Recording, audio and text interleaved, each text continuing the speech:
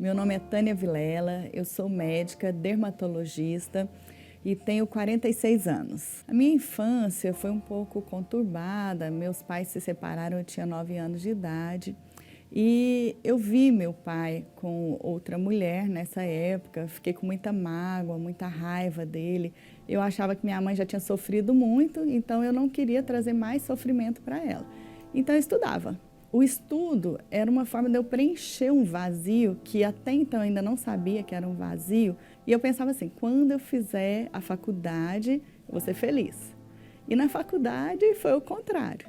Porque no meu entendimento eu era burra, mas eu passei numa faculdade federal, já terminando o ensino médio eu já passei. Sempre eu achava que eu era incapaz, eu tinha muitos complexos, eu ficava tentando mascarar o tempo todo, buscando pessoas para fazer amizade, buscando trabalho, assistência social. Eu tive um hospital que eu passei e tinha muita criança. Aí eu ficava lá horas, cuidava das crianças, passeava com as crianças, então eu ficava tentando fazer coisas que fossem suprindo. Quando eu saía do hospital, chegava em casa, eu não era mais a doutora Tânia, eu era a Tânia. E essa Tânia era muito solitária. Muitas vezes eu olhava e falava, eu tenho tudo que eu sonhei até hoje, mas faltava alguma coisa, mas eu não sabia o que era. E eu, na realidade, eu era muito desiludida com o casamento, pelo que eu vivi na minha infância com os meus pais. Eu não acreditava muito no casamento. E eu casei, mas sempre eu pensava assim, bom, então eu já formei, não preencheu o vazio. Eu fiz a residência, estou fazendo o que eu gosto, não preencheu o vazio. Eu vou casar, vai preencher o vazio, porque aí eu vou passar para uma segunda etapa, eu vou pensar na família, no filho. E eu tive o filho, né? Depois de um tempo eu tive o filho e aí foi meu fundo do poço. Porque quando eu tive o filho, eu vi que não preencheu, eu não tinha mais o que desejar.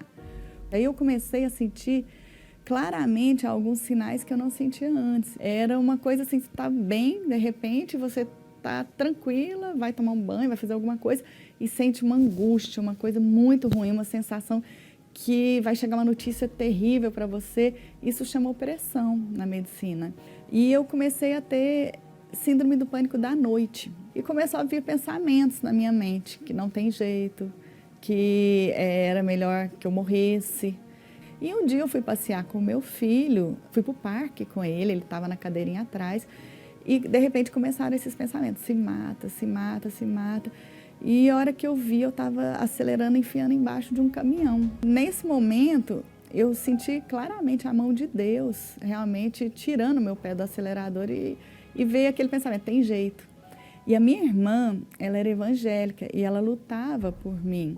Ela sempre orava por mim e ela falava assim, que pedia para Deus não dar paz para mim enquanto eu não me convertesse, porque eu era muito dura. E os profissionais de saúde, no geral, eles são muito endurecidos para essa parte da fé, porque a gente acredita que a ciência tem explicação para tudo. Eu entendi que eu precisava de Deus, que faltava Deus, porque enquanto eu estava apegado ao que eu aprendi na medicina, eu acreditava que a Bíblia era escrita por homens, que eu até questionava a existência de Deus. A gente vai ficando realmente assim muito afastado. Então, o dia que eu tentei o suicídio, eu falei, eu preciso de Deus. E aí eu fui buscar uma igreja evangélica. Na época, eu fiquei 1 ano e meio nessa igreja. E esse tempo que eu fiquei lá, eu não aprendi a praticar a fé. Ouvi a palavra, muita música, muita emoção. E fui indo todos os domingos, isso me dava um bem-estar na hora. Mas quando eu saía, a minha vida continuava igual. Eu era uma médica agora, evangélica, mas eu tinha depressão, eu tinha uma tristeza profunda, eu tinha síndrome do pânico. E aí eu concluí que ali não era o meu lugar. Mas uma paciente um dia, e era uma paciente minha há 5 anos já, quando ela ia no consultório eu tinha vontade de desmarcar. Era pesada, carregada, e eu fui vendo essa paciente mudar. E ela me falou que estava indo na Igreja Universal e que a vida dela estava mudando. E eu ainda pensei assim, bom, a Universal é boa para ela, mas não é boa para mim. Eu achava que era uma igreja que enganava as pessoas, mas mesmo eu achando tudo isso, eu assistia às vezes os testemunhos na televisão, na rádio, e eu ficava pensando, será que essas pessoas parecem tão sinceras? Será que elas foram pagas mesmo? E um dia eu pedi para Deus me mostrar que se fosse verdade, para ele me falar. E eu recebi uma mensagem, eram aqueles celulares bem grandes, que nem dava para saber direito quem era aquela mensagem, falando assim, não desista, lute. 6 horas da manhã eu estava em pé, fui para a igreja, mas eu já fui diferente. Fui com o coração aberto.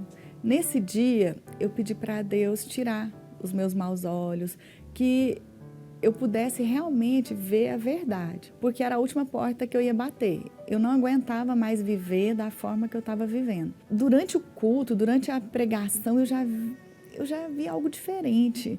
Eu não sabia explicar exatamente o que era, mas era uma fé que eu não conhecia.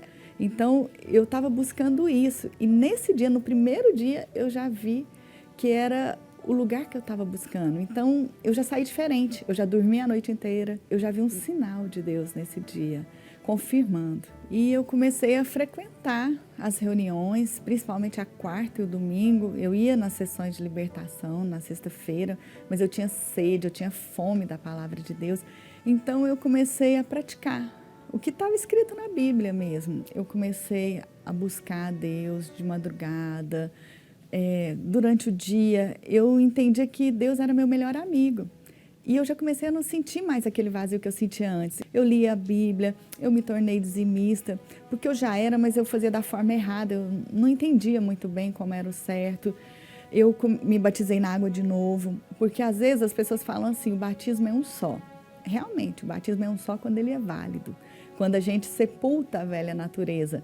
E um dia, grande dia da minha vida, 24 de janeiro de 2008, eu fui para a igreja, eu me preparei, eu já estava me preparando há muito tempo, não é uma coisa do dia para a noite. Eu falei, meu Deus, eu não saio dessa igreja hoje enquanto eu não tiver a confirmação que eu tenho o teu Espírito comigo. E Deus confirmou e foi maravilhoso, é uma sensação indescritível.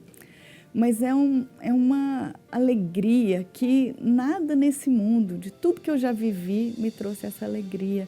Não tem lugar lindo, viagens maravilhosas, não tem casamento, não tem o nascimento do filho, não tem formatura, nada nesse mundo traz uma alegria tão grande. E é uma alegria você e Deus, é você saber que você foi aceita, escolhida por Ele. Isso é maravilhoso, não tem preço. Eu já não tinha medo. Eu era uma pessoa forte, corajosa, eu era diferente, eu era ousada. Quando fala que o Espírito Santo dá sabedoria, dá mesmo, é só a gente pedir. Antes do Espírito Santo, às vezes eu tinha que estudar horas para chegar a um diagnóstico, para chegar ao aprendizado de uma técnica. Hoje eu dou aula para ensinar médicos, às vezes com muito mais tempo de formado do que eu.